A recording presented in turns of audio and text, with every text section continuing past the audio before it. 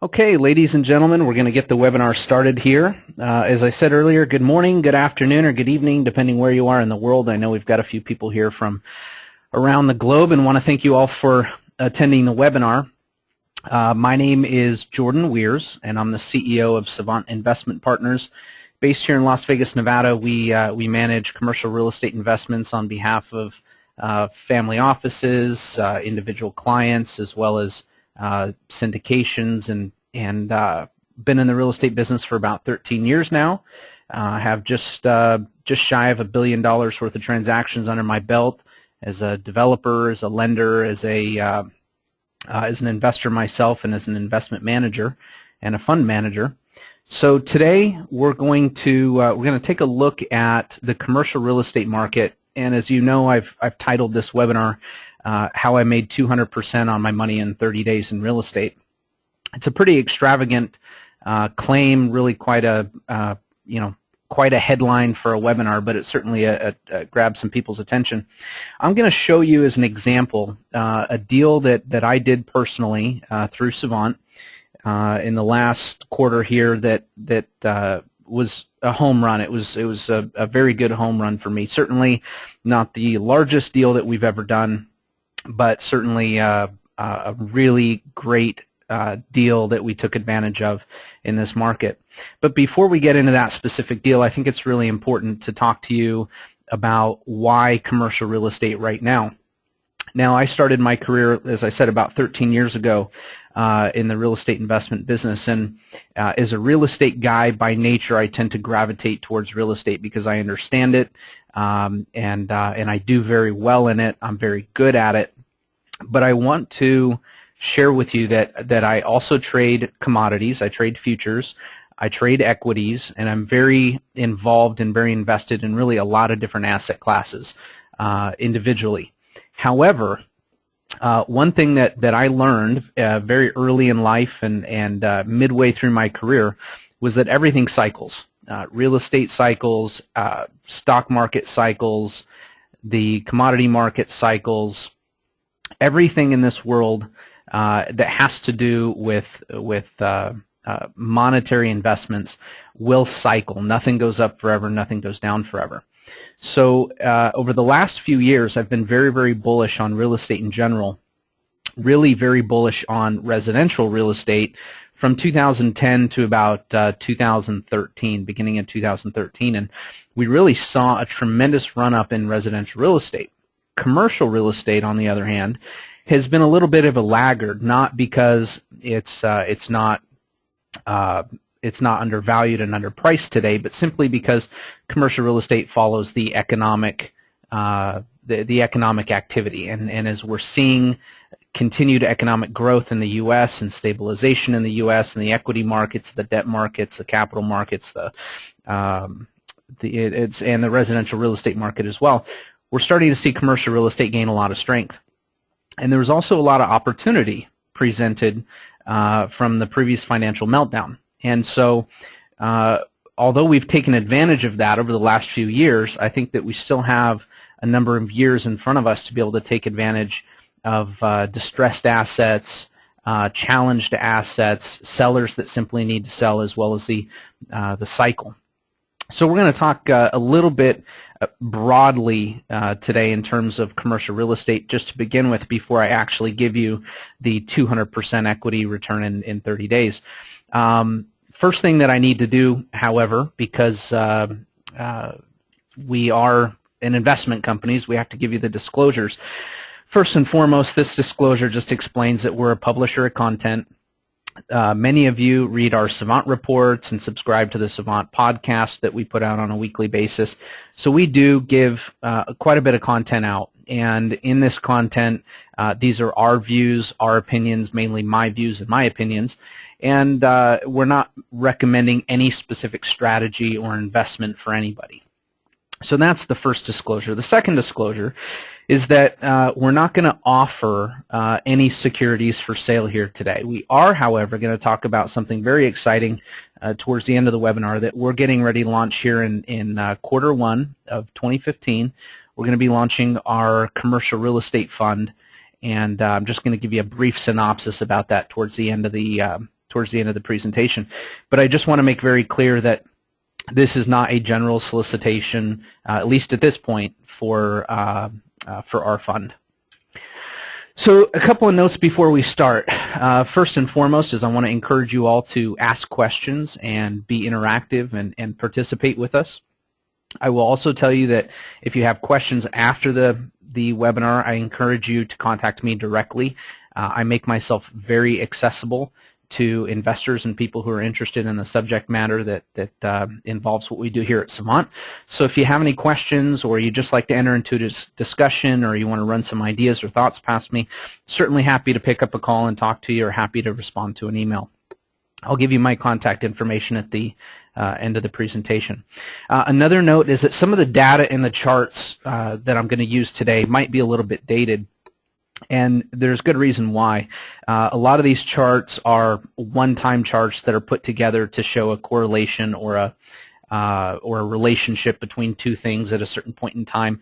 And a lot of these charts are just not readily updated and very difficult to replicate. So I'm going to show you some charts today that go back into 2011, 2012, and 2013. I think it's really important for us to see where we've been and what the indicators have been in the past in order to kind of show what potentially holds for the future as well, and what has progressed since those charts were actually put out. Again, feel free to contact me, and we are going to record this webinar. In fact, we're recording now, so if any of you can't join for the entire webinar, there's actually, I know, a large number of people that were not able to be here at this specific time, so we're going to email out a link to everybody so that you can access this webinar and view it at your convenience. So let's talk about the catalyst for the opportunity in commercial real estate. I'm a big believer in market cycles. And what made me a very big believer in market cycles is watching what happened to the real estate market in 2007, 2008, 2009, and 2010. At the time, I was managing a portfolio of well over $100 million of private investment capital. And being a real estate guy by nature, I was very entrenched into the real estate market and really didn't have a global view on what was happening with valuations, what made things go up, what made things go down. After the financial collapse and having seen the carnage and the blood and whatnot that was in the streets at the time that the financial meltdown happened, I really made a conscious effort to spend the next few years of my life really learning and understanding the global economics, the 10,000-foot overview of what makes markets move and how valuations work, and then drilling down into the specifics of each and every asset class, which is, hence why I stay very active with trading commodities and equities and looking for opportunities internationally for my own capital as well as our investors' capital as well. And I really took the time to understand how market cycles work. So why commercial real estate now? Well, commercial real estate really has yet to see the strong recovery that the housing market has. And thus, in my opinion, I think that there's some big upside to happen. I think we're actually going to see an acceleration in recovery in commercial real estate in terms of tenants wanting to lease as economic activity continues to get better and companies continue to get stronger. And a lot of people ask, well, Jordan, why is it that the commercial sector has lagged the housing market? And that's really simple. And that's just that housing is a consumer-based asset class. And what drives a big part of housing recovery is consumers. So the better consumers do, typically they'll start buying houses again, and then there's the wealth effect. As the value of their properties increase, they start to feel good about things, and they start to spend money on more discretionary items, big screen TVs, household items, knickknacks, and whole plethora of other consumer categories. So commercial really has just started to benefit from this. As the housing has recovered, values have recovered to a degree at least, and as that's happened, it's created some wealth effect, and now we're starting to see commercial real estate values recover. So in my view, the commercial real estate market has really only begun to turn bullish, and it's very important to understand that the recovery is important as an indicator itself to get into the market. You know, a lot of people in housing back in 2011 and 2012, they saw housing increase by 10 or 20% in terms of value, and they thought, oh, geez, it's too late. And they didn't get in. What they didn't understand was the magnitude of recovery that needed to happen, and still, in my opinion, has yet to happen. So don't be afraid that you've missed the boat or you're going to miss the boat. I really believe that in commercial real estate, we have an acquisition window of probably the next few years where these strategic opportunities to get very good returns on your investment, buy really tremendously undervalued real estate, buy good returns, that's going to be here for the next few years. And I think that the commercial real estate cycle probably has another at least 6 or 7 years to go, maybe as long as 7 or 8, 9, 10 years to go before we really top out in the next real estate cycle. And I'm going to show you some charts here in a few moments to that effect. So the idea is that if the cycle has just turned bullish, right now is really the optimum time to get into the real estate market, the commercial real estate market. You want to swim with the current, not go against it. Why commercial real estate? You know, many commercial properties have been can be bought today far below replacement cost, and we're going to dive into that in greater detail here in the presentation. But in a normal market, properties usually sell for greater than replacement cost. And you ask, well, why is that? Well, first of all, developers who are going to develop new product need to have an entrepreneurial incentive. In other words, they need to be able to make money by building new product. And replacement cost is what it costs to build something new. So when you consider that the comparable pricing today for commercial real estate, you can buy for, in many cases, half or at some huge double-digit percentage under replacement cost. We know, at least in my opinion, I know, that real estate values have to get back to at least that replacement cost value. The new developers cannot develop and sell properties based on their own valuations. They have to have comparable sales in the market that sets the bar for value.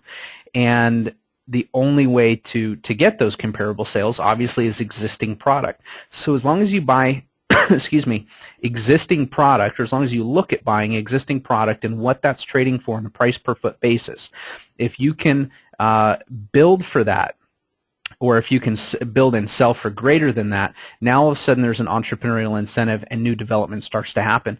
And we're actually just now starting to see that in some of the hardest hit areas, being areas like Orlando, Florida, Jacksonville, Florida, Tampa, Florida, Miami, Florida, areas like Boise, Idaho, Las Vegas, Nevada, Phoenix, Arizona, Tucson, Arizona, a lot of the southwestern market in specific. The other reason why I believe that commercial real estate is a great place to be right now and a great place to be putting assets is that there's opportunities from the banks and hedge funds that are still holding on to commercial foreclosure inventory.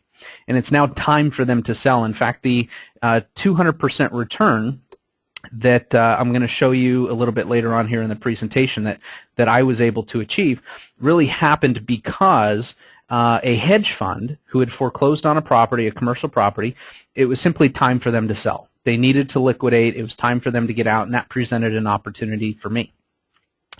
So let's talk about the backdrop of the real estate cycle. This is a long-tested chart that shows real estate activity, and I want to make a very careful distinction here. This is not real estate prices. This is real estate activity, real estate sales activity in specific. If you look at this chart, and had I seen this chart prior to 2007, 2008, I probably would have been a lot more cautious at the time than what I was. You would see that the real estate market was scheduled to peak in approximately 2004, 2005. Again, with any cycle, and you can look at any chart, there's simply no cycle that will top and bottom specifically on a specific date, but at least it gives you an idea time frame wise whether you're going to have some headwinds or you're going to have some tailwinds in the cycle.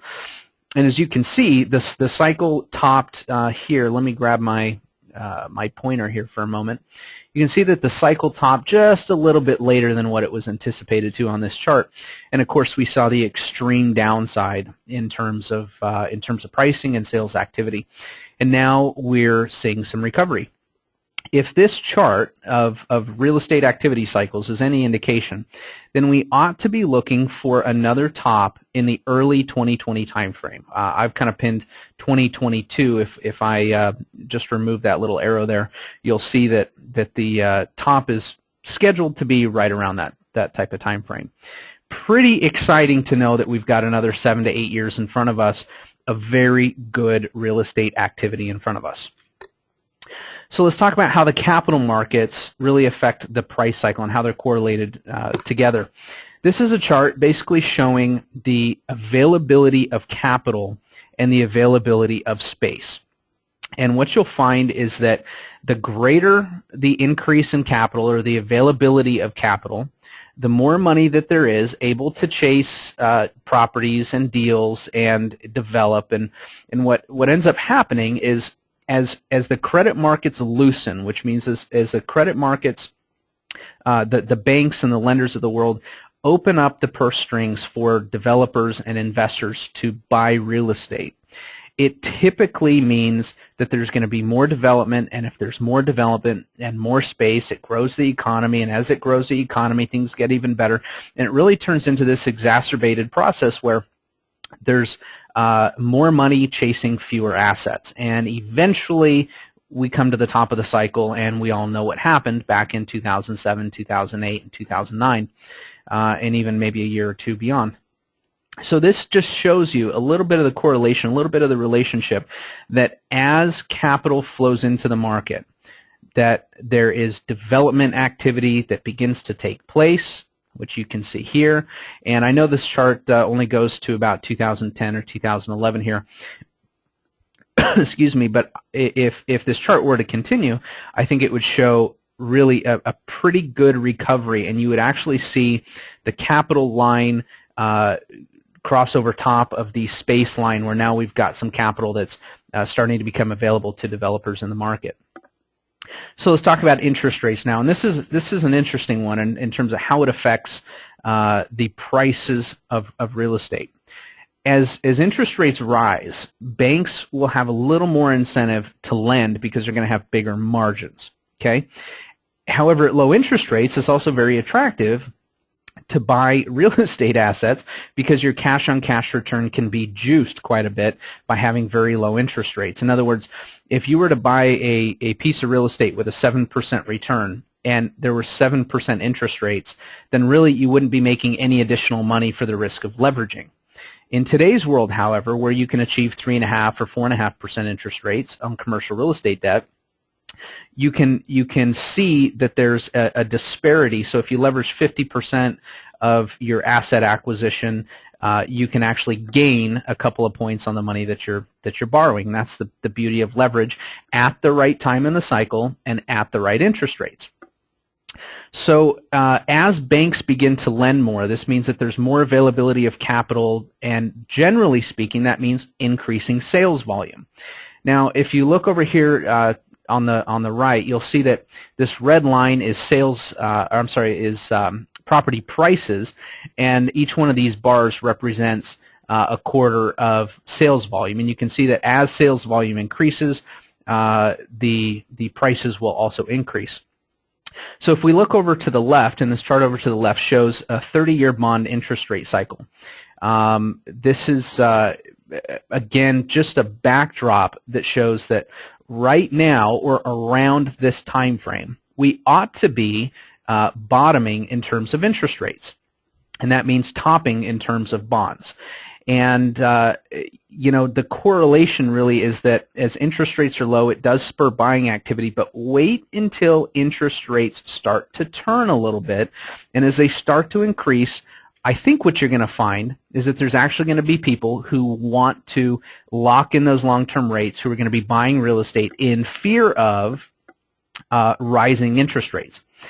So as we take a look at this next chart, and I think a picture is worth 1,000 words, and that's really why I wanted to put this specific chart in front of you, because I think a picture is worth 1,000 words. And just looking at what's happened in interest rates, we've really had a huge, massive, incredible bear market in interest rates for quite some time.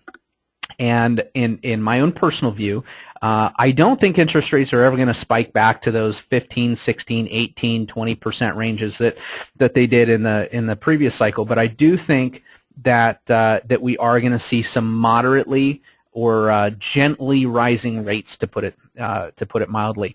I was at a real estate conference in Laguna Beach about 1.5 years ago with some of the most brilliant minds and private fund managers around. It's called the IMN conference. And we had the chief economist for a multi-hundred-billion-dollar pension fund that got up and spoke. And she talked about the fact that she believes that the next interest rate cycle, at least the minor cycle, may drive interest rates to the 5.5% to 6.5% range, and maybe in an extreme case into that 7% range. But she doesn't see interest rates really accelerating beyond that over the next decade or so. So will higher interest rates mean soft real estate prices? And this is just my opinion. I believe that the answer is absolutely and positively no. A conviction rather amongst the general public, who, by the way, are always late to the correct conclusions. You can actually use public sentiment as a contrarian indicator in just about any asset class or any investment for that matter. People believe that interest rates have bottomed and and I believe that will lead to a spurt of buying activity. I think people get caught up in what's called the normalcy bias. People believe that the way things are today is the way that they're always going to be, and that's why there's so few very successful investors, is because people believe that if the stock market's going up today, that it's always going to go up, and they believe that if real estate's going down today, then it's always going to go down. A lot of people are sitting on the sidelines and waiting to buy real estate just because nothing is forcing them to, nothing is pushing them over the edge to actually buy. When interest rates begin to rise, I believe that that's going to push quite a bit of buying activity.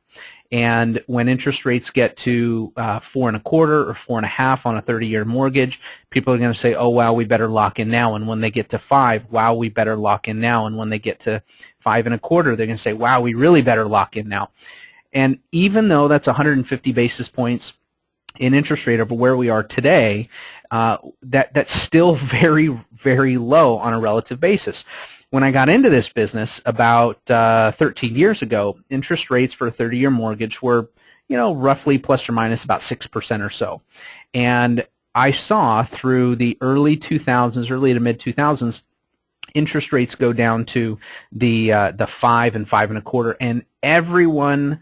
It didn't matter if you were in Starbucks or if you were in a fine dining restaurant. The conversation of the day was about how low interest rates were. So if we get back to that point on a relatively basis, we are still very low in terms of historical interest rates. So rising interest rates usually also means a little bit of inflation. And real estate usually does very well in an inflationary environment. We've got an associate of ours, Moses Kim, who did a really brilliant dissertation for us that we're going to put up on our website about how inflation affects real estate values. One of the next things that I want to talk about is that going back to that chart that I showed you a few charts ago about how credit tightness and space and the development cycles kind of all correlate together, I think that we can see that credit tightness in terms of tightening standards, which is this yellow line here, the tightening standards really have loosened up. Effectively, banks have loosened their standards, and they're more willing and more apt to lend to not just consumers on real estate, but also lend to investors on real estate. And that's a very, very big deal for commercial real estate, for real estate in general. As availability of capital comes into the markets, people who weren't able to put down the 50% on multi-million-dollar acquisitions 2 years ago, today can put down 25 or 30%. And the difference in the tightening of credit standards, or the loosening of credit standards really, is huge in terms of sales volume. So I believe that we're just at the beginning of the credit loosening process, where banks are going to be more apt and more willing to lend to us, and that's going to spur even additional buying activity in both commercial and residential real estate. So let's talk a little bit about inflationary pressures. The relationship between the money supply and the inflation factor is really largely misunderstood, and the financial crisis of 2008 really created a debt deleveraging process.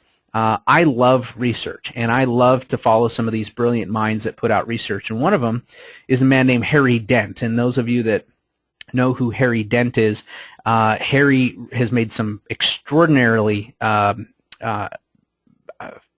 I guess outrageous predictions of what's going to happen. And although I disagree with a lot of what Harry says, one of the things that he says is coming is a big deleveraging in the financial system. Well, I hate to prove Harry wrong, but that deleverage has already happened. We saw real estate deleverage 60, 70, 80%. We saw consumers deleverage 60, 70, 80%. So the debt that was extinguished by this deleveraging process effectively netted out against the money that was printed. And so up until the real estate crash, the adjusted monetary base in the U.S. real estate prices were correlated to a degree, but that has diverged. So this blue line here, you can see right around when the financial crisis really hit hard, the monetary base expanded to a huge degree. But because of the nature of the deleveraging, and specifically in real estate, we saw real estate prices remain quite low. These two will end up needing to meet again at some point in time in the future. And so we believe that the inflationary pressures are really going to be a tailwind at our backs. The central banks are going to do whatever they can to prevent deflation from happening, even if it means printing more money, even if it means creating additional inflationary pressures. I love to say that the central banks and the Fed and the world governments have more knobs to turn, more buttons to push, and more levers to pull than you and I can ever possibly imagine. And they are going to do everything that they can to keep deflation off the table and start this inflation process. And I think part of what we're seeing in the oil market right now with very low oil prices is the start of that deflationary cycle that they're going to have to counteract. And that means that they're going to have to do everything that they can to try and keep inflationary pressures on the table. One of the things that I look for in terms of real estate investing in today's environment is going to be the cost to acquire given the cost of structures, the cost to replace. And we talked about that earlier. This is an interesting chart that shows you this black line is effectively the cost, the acquisition cost in relationship to the actual cost of replacement. So what the black line is what you can acquire it for. The red line is what it actually costs to replace, and you can see how out of whack this has really gotten. So we think that by investing in commercial real estate, we're going to kind of double end the gains. We're going to not only buy real estate well below replacement cost, but we're also going to have the inflationary tailwinds at our back. So now we're going to start to get into this 200% deal that I was able to do at the end of last year. We're going to talk about the art of the deal. And one thing that a lot of people misunderstand in real estate is that there's two types of real estate investors. There's those that buy coupons. We call them coupon clippers or yield hounds, where they're just buying real estate to get a yield. And then there's people like us. And people like us here at Savant, we feel that buying a deal for a yield is really not that exciting. We want to buy the right deals. We want to buy equity. We want to buy opportunity. And that's just part of our aggressive nature. So how do we find the right deal? Well, number one is we can go to banks, and banks still have a lot of foreclosure inventory that they are usually willing to sell at between 20 to 25% off of the bank's appraised value. When a bank forecloses on an asset, one of the first things that they do is they get a broker's opinion of value from a commercial real estate broker, and the next thing that they do is they're going to go order an appraisal from what's called an MAI, a Master and Appraisal Institute certification designation, and they're going to give a value to the bank. And right now, appraisers are already appraising things usually below what true market will bear because they're afraid of being sued for overvaluation, and they don't want their E&O insurance to have any claims on it. So they're already being very conservative in their valuations, and then banks will usually take 20 to 25% off of that number in terms of their bottom line, what they're willing to accept. So let's talk about hedge funds. What happened back in the day is all these banks were collapsing and needed to liquidate, and there was the FDIC taking over banks and credit unions and lending institutions around the country. Hedge funds would go in and buy, whether from the banks direct or from the FDIC that had taken over the banks, a whole big giant pool of notes. And notes are, excuse me, is the promise to repay that's tied to a mortgage or a deed of trust. And so they would go in and they'd buy tens of millions or hundreds of millions or in many cases billions of dollars of these big pools of assets in these notes. And then they would go through the foreclosure process, excuse me, and as they would foreclose on the properties, they would, put a real estate broker and a property manager and an asset manager in place to try and stabilize the property, to get the non-paying tenants out and to clean the property up and really position it to cash flow and to sell at some point in time down the road. And then there's distressed sellers. Distressed sellers in the commercial market are oftentimes baby boomers who have really held on to their commercial real estate assets and struggled through the financial crisis of 2008 and beyond. And in many cases, they just simply haven't had the liquidity or the capital or the financial comfort to be able to invest in fixing up their properties or keeping up on the maintenance of their properties, or to pay leasing commissions to commercial real estate brokers who will lease it up, or to spend money on tenant improvements to attract new tenants into the building. So they've almost been relegate in their duty to really look after and invest in their investment. And because of that, there's several opportunities from what I call distressed sellers that just don't have the capital to continue going and to fix up the property and need to get out. Those are where I believe you can find the right deals today. So now we need to understand commercial real estate valuation. So I'm going to explain to you how I made my 200% in 30 days, but now I need to explain to you how commercial real estate is valued. And commercial real estate is valued very similar to bonds. It's valued based on the cash flow. And so we use two terms in commercial real estate. We use the term cap rate, which is a capitalization rate, and that is effectively the net operating income of the property after you pay your taxes, after you pay your insurance, after you pay your management fees, after you pay all of your regular expenses, your sewer bills, your trash bills, and things like that. Excuse me, but it's before debt payments. Okay, so it's not including any kind of payments to a mortgagor. So I want you to think of NOI, the term NOI, net operating income, as your cash-on-cash return prior to paying any debt payments. So how you calculate a cap rate is by taking the net operating income and divide it by the purchase price of a property. So for example, if you have a property that's making $100,000 a year, in net operating income after all expenses, you would divide that into, let's say, a purchase price of $1 million. That would mean that you have a 10% cap rate. Hopefully everybody's clear on that. So it's really important to understand, again, I'm just going to reiterate that a commercial property owner is essentially buying the income stream. And the higher the cap rate, the lower the value. The lower the cap rate, the higher the value. And let's just walk through a quick example. Let's say that there's 123 Main Street here in Las Vegas, Nevada. That's 10,000 square foot retail center with 5 tenants. We've got a net operating income of $80,000. So if the value that you want to buy this property at is $1.145 million, that means you're buying a 7% cap rate, a 7% rate of return, exclusive of any debt. If you buy it for $1 million, now all of a sudden you're buying it at an 8 cap, so you're getting a better deal on the acquisition price, you're paying a lower price, and thus your return is higher. If you were to pay $890,000, now you have a 9% cap rate.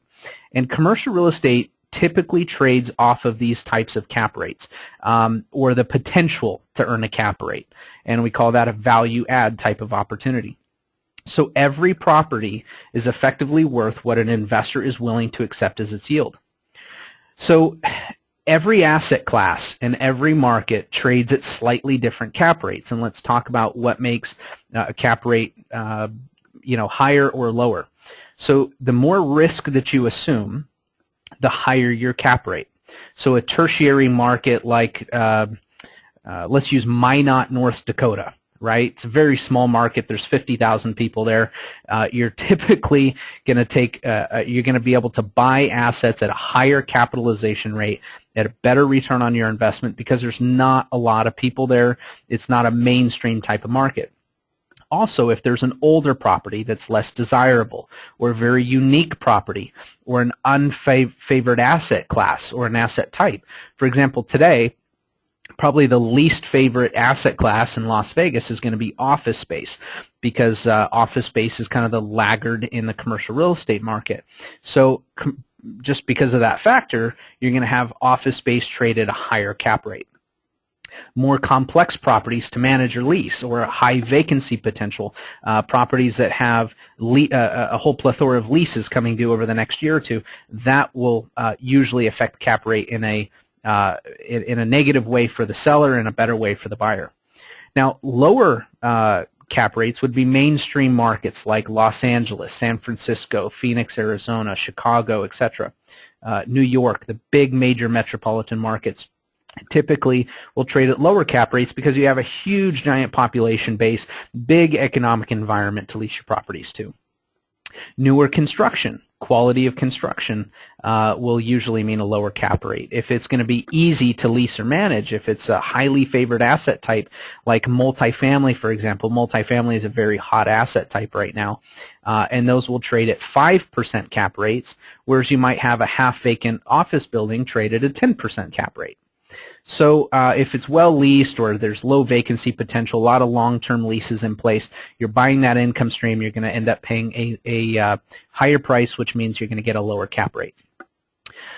So my personal formula for evaluating commercial real estate deals, and what I used, what we're getting ready to talk about is my own personal deal, is number one is I look at the price per foot to acquire and what the price per foot is to replace.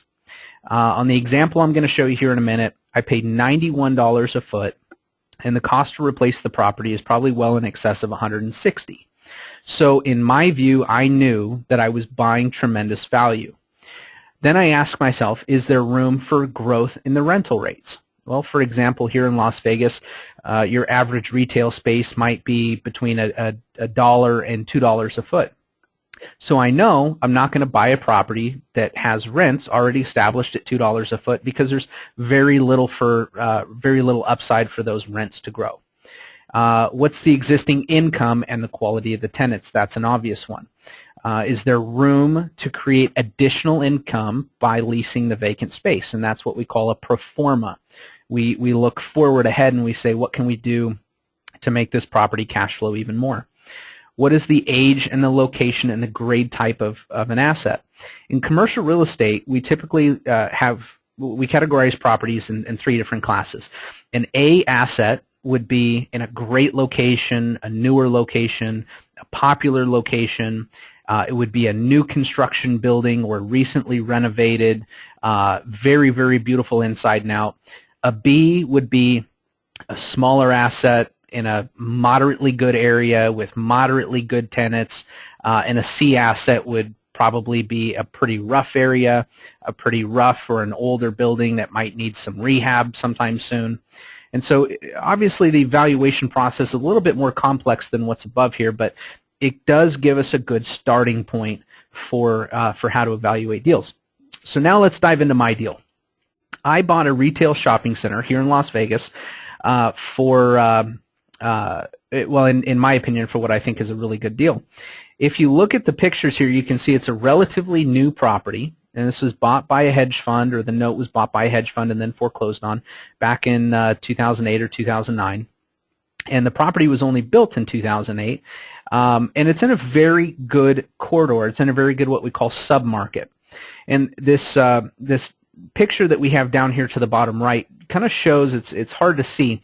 I'm just going to outline where my property is, and it's that little blue square that with the red rectangle there, and that's what I bought. But if you look at what's around it, you'll see Walmart, you'll see Ross, you'll see McDonald's and Burger King and Home Depot and Sam's Club and Big Five and Denny's and Target, and there's all these giant retail tenants around me.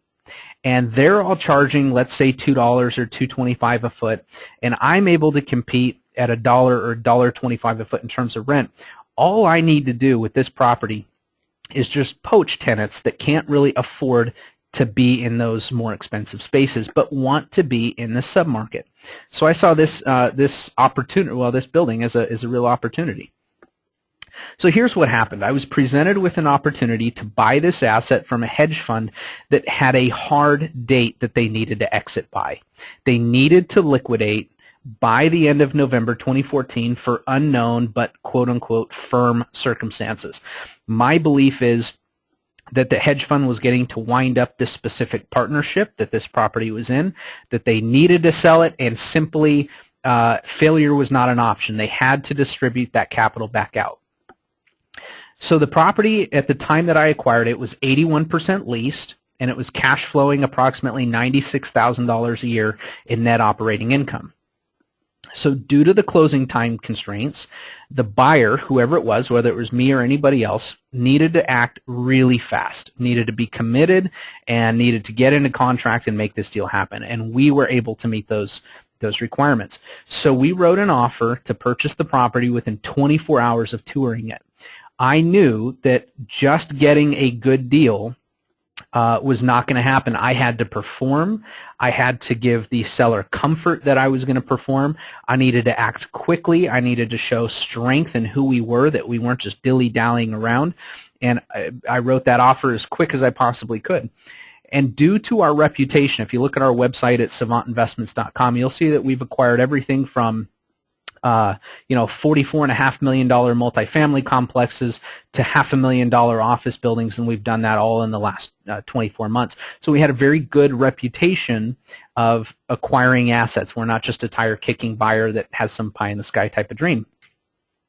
So the property was built in 2008. It had existing leases with 7 tenants. It was 81% occupied, and there was only one particular suite in the property that was not occupied. $96,000 in net operating income, and I was able to negotiate a purchase price of $1,062,500, which equates to a 9% capitalization rate on the existing income. Now let me qualify this. A lot of retail properties right now, well located and well leased, will easily sell for what we call a pro forma 7 to 7.5% cap rate. And that means that once you lease it up and you get it 100% occupied or 95% occupied, that you would expect to make that kind of money. I bought this property for 9% on existing income, which means the rest of the 19% of the building that I got to lease up, and the extra added profit on top of that was just icing on the cake. So I got a phenomenal deal. It was 11,668 square feet to be exact, which equated to $91 a foot on the acquisition price. I will tell you, that is a phenomenal price per foot to buy 81% leased and occupied retail space.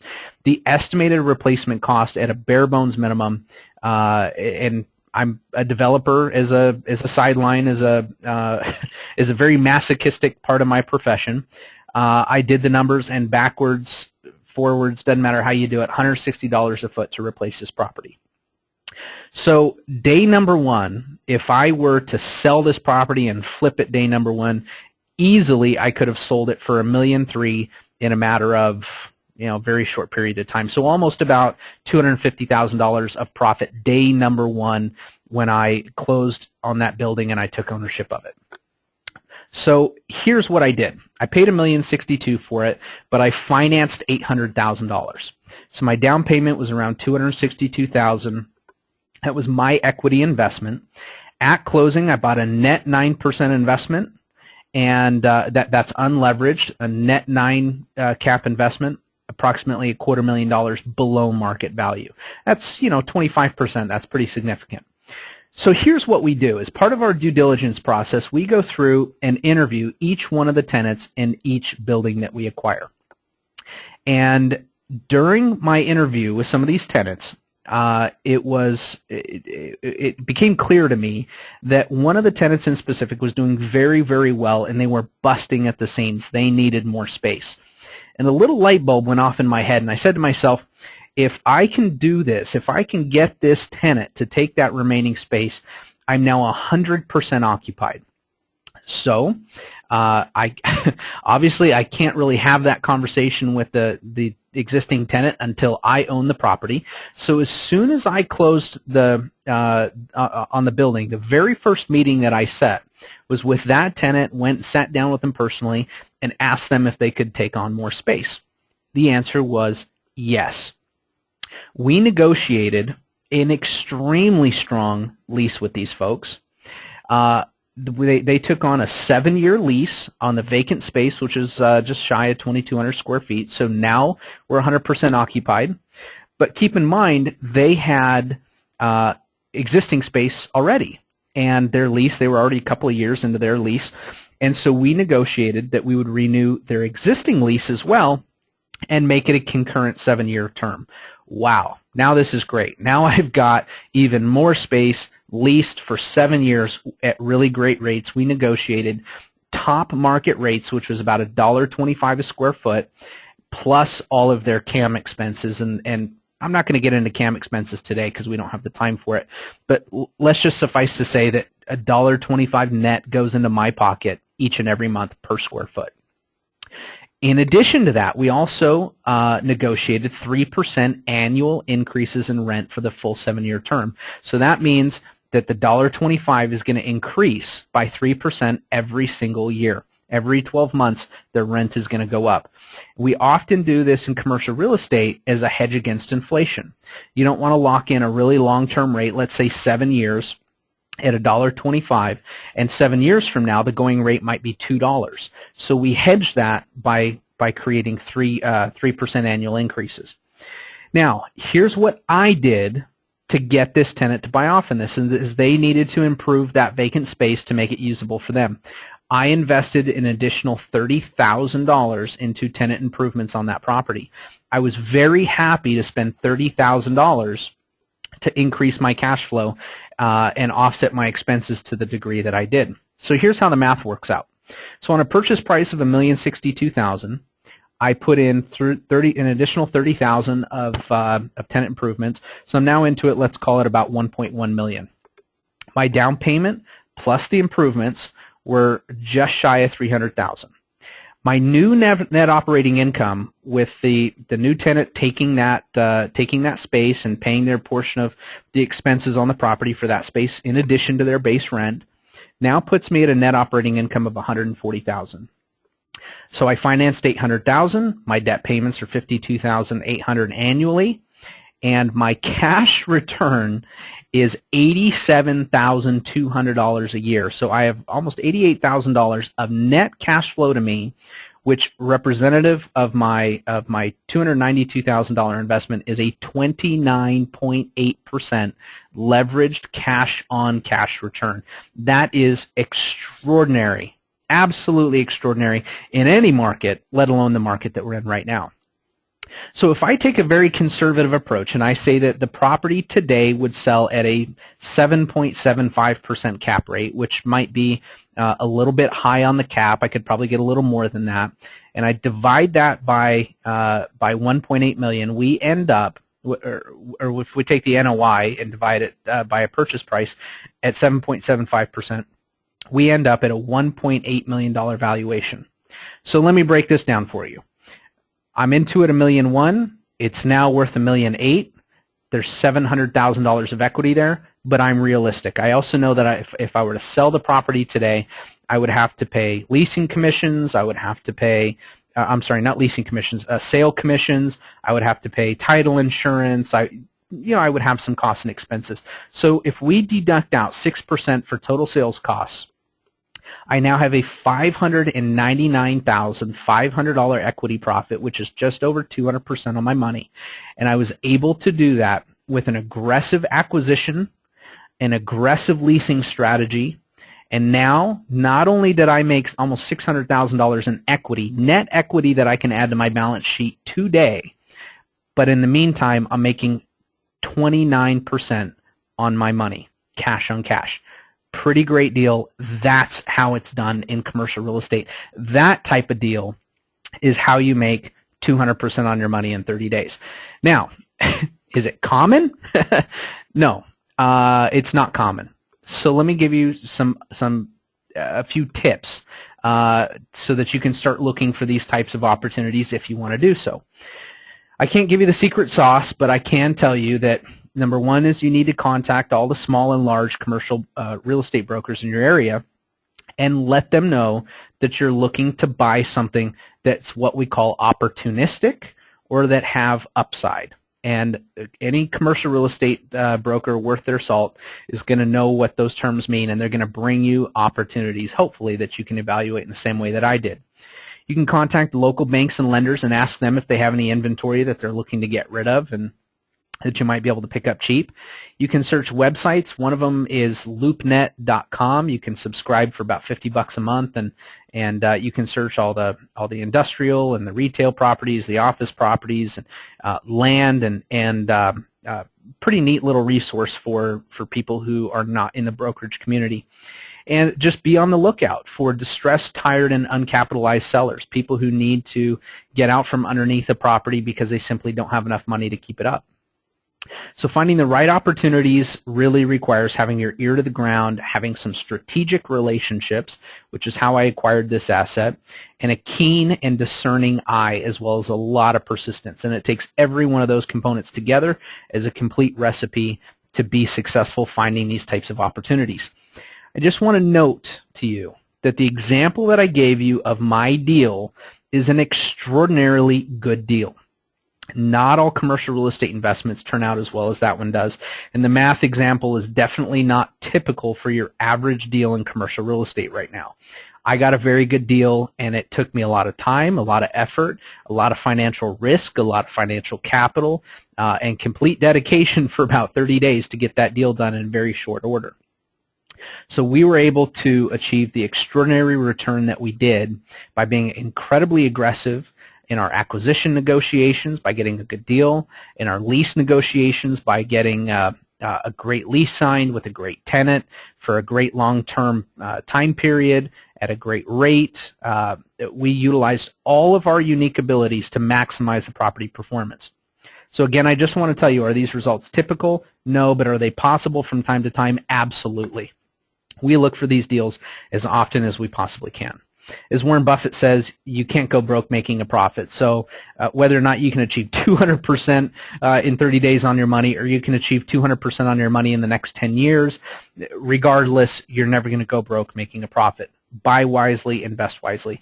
We strive to make every deal profitable. Some are better than others. And it just kind of goes to that tortoise and the hare story, right? Sometimes you have to take the above average returns that maybe aren't the home runs, but you put them all together, and you look back over a number of years, you've done extraordinarily well. So very quickly, I want to talk about the Savant opportunity and what we do and how we do it and how investors can participate with us.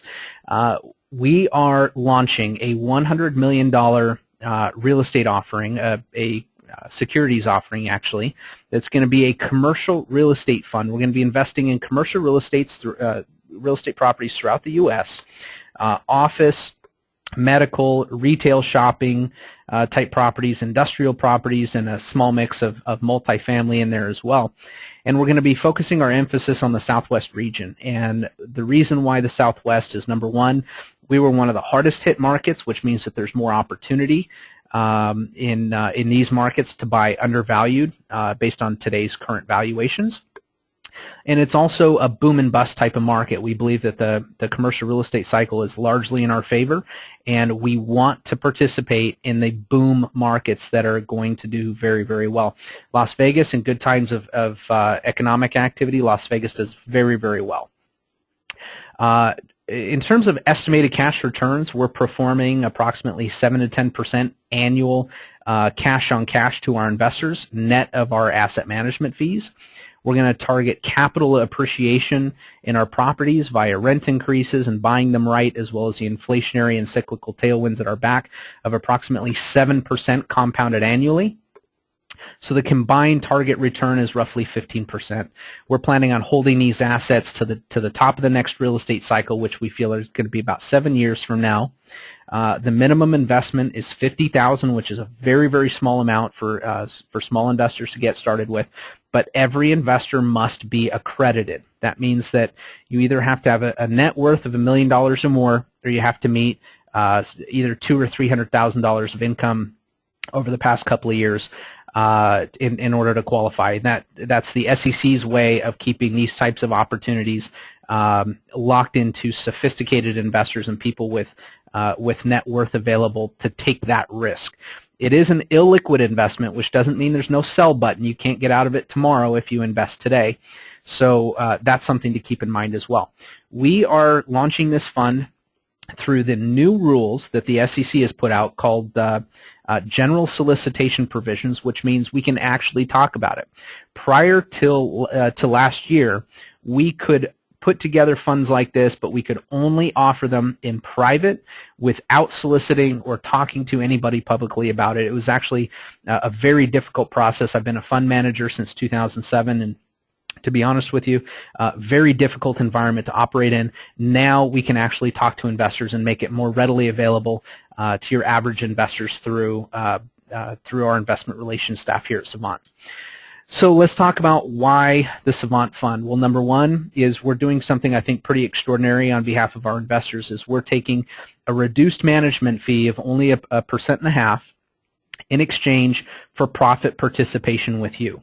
So we're reducing our fees, we're reducing our income today because we believe so much in the value that is going to be inside these assets in the next 7 to 8 years when we divest. We want a part of that bigger profit, not just an extra 0.5% or percent on the assets today. We're very aggressive, we're very active, and we're very experienced. We thoroughly understand the art of the deal, and that is what separates Savant from a lot of the other commercial real estate managers out there today. The fund is going to have 100% transparency to investors. We're going to be reporting to investors quarterly and giving quarterly distributions.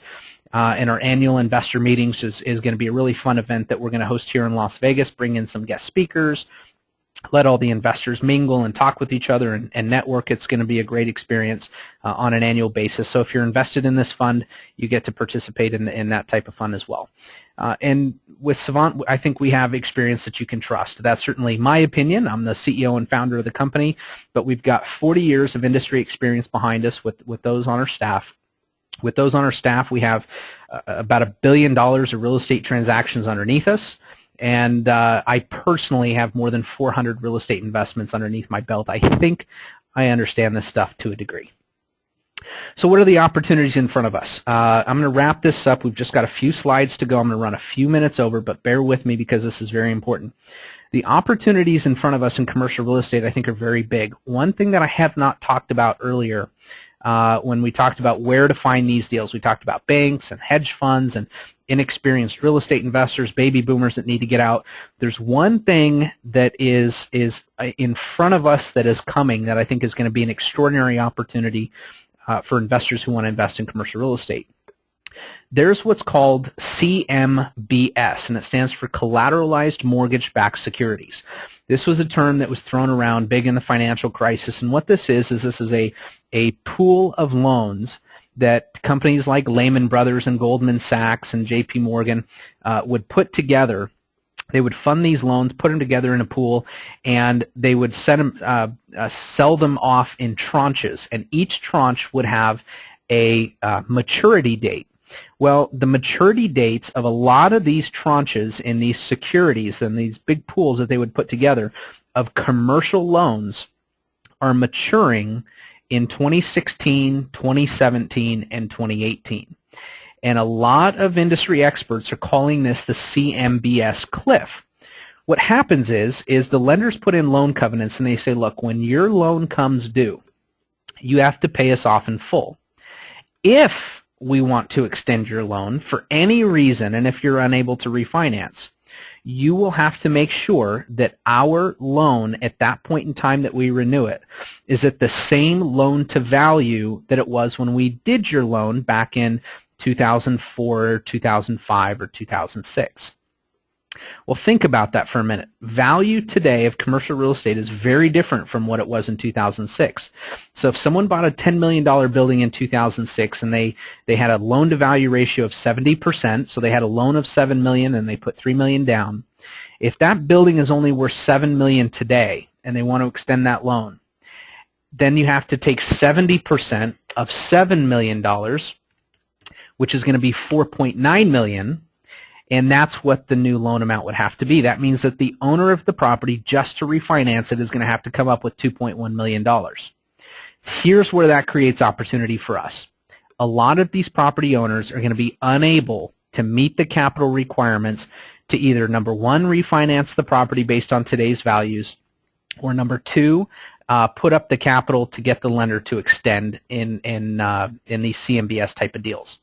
So as this happens, there's going to be a lot of sellers, a lot of family offices, a lot of funds that bought real estate back in the heyday that held on to them but had leverage.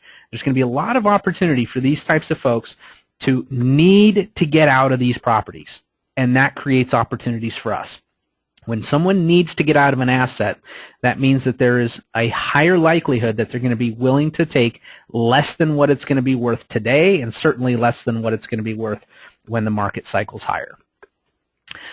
So some notable Savant transactions, just to give you an idea of some of the deals that we've done in the past. Over the past couple of years, we've done certainly well in excess of $100 million of deals. Some of the big ones: $44.5 million multifamily acquisition, $22.5 million multifamily acquisition, $7.5 million piece of development land that we sold. We put together an $8.7 million portfolio of single-family residences for a hedge fund client of ours. We've bought quite a few properties in Phoenix,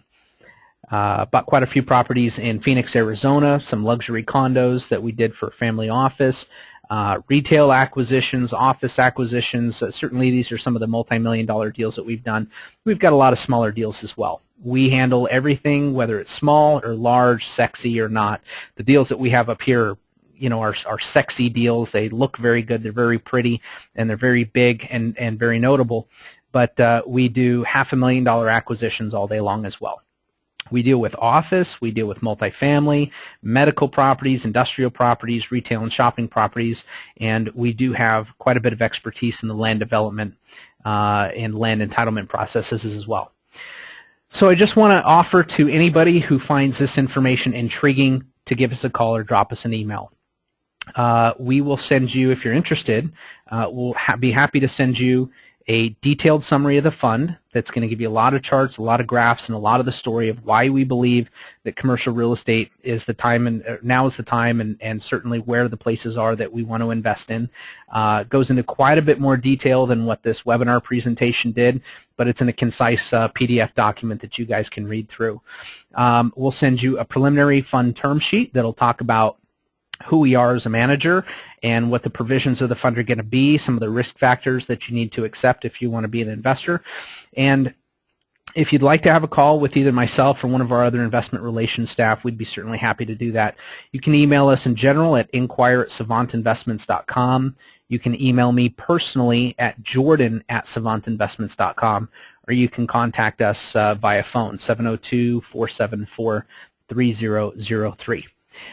Just want to give a quick, just a quick intro to the Savant report for those of you that read it. Great, thank you for that. Those of you that don't know what the Savant report is, we put out a really neat, very sophisticated, very well put together monthly report. We send it out usually via email. We talk about topics that are relevant to every investor. Number one is the economy. Number two is the stock market, real estate, commodities, oil and gas, alternative investment, business management, private equity, agriculture, you name it, we will talk about it. We'll talk about the U.S. markets, the international markets. Really, really fun information. We hope that you'll join us for that. If you're not subscribed, just email us or go to savantreport.com and you can sign up and subscribe there as well. Lastly, just want to cover the disclosures again. Everything that I've told you today is information. It's my own personal opinion. I'm not advising you to do anything or to make any specific investments. And the information about the fund, obviously, we had some forward-looking projections. Those are subjective. An investment in the fund can only be made through a prospectus that you need to get, that you need to read through and sign. And, of course, we need to qualify you as an accredited investor. Ladies and gentlemen, it's been a very full hour and 8 minutes, so I really appreciate you taking the time to listen to this webinar. We really appreciate the interaction. For those of you that were not here today, but you're going to look this up on recording, you can certainly email us or call us just the same. Thank you so much for being here. We hope that we've delivered some great value to you and added some benefit to your investment horizon in the future. Take care, and we'll see you next time.